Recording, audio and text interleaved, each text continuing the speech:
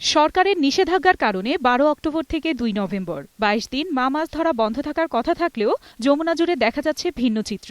সিরাজগঞ্জের দুর্গম চরাঞ্চলে নদী জুড়ে চলছে মাছ শিকার।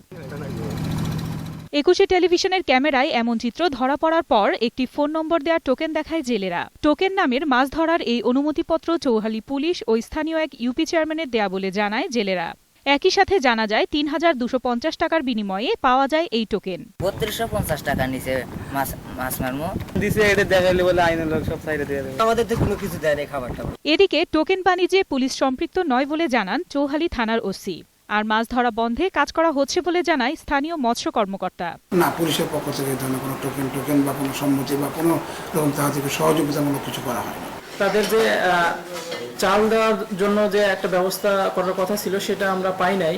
আমরা যদি এই সহযোগিতাটা পাই, নিষেধাজ্ঞা আছে এবং সেটা তারা মানবে। অন্যদিকে নদীতে মাছ ধরার নিষেধাজ্ঞায় বেকার হয়ে পড়েছে চাঁদপুরের কয়েক হাজার জেলে। পরিবার নিয়ে মানবেতর দিন কাটছে তাদের। মাছ মারলে বেতন হয় না, আমাকে কোনো বেতন নাই, কিছুই নাই। সরকার যদি আমাদের কোনো কর্মসংস্থানের ব্যবস্থা করে দেয় তাহলে উপকারিত হবে। ইলিশ নির্ভর চাঁদপুরের মাছের আড়তের কয়েক হাজার শ্রমিককে সহায়তা প্রদানের আওতায় আনার আশ্বাস জেলা মৎস্য কর্মকর্তার। তাদেরকে একটা সহায়তা বা সামাজিক নিরাপত্তা বলে তাদেরকে রক্ষা করা যায় ব্যবস্থাপনা আমরা সরকারের কার্ড বা সরকারি সহায়তার আওতায় অন্তর্ভুক্ত করার দাবি এসব জেলের।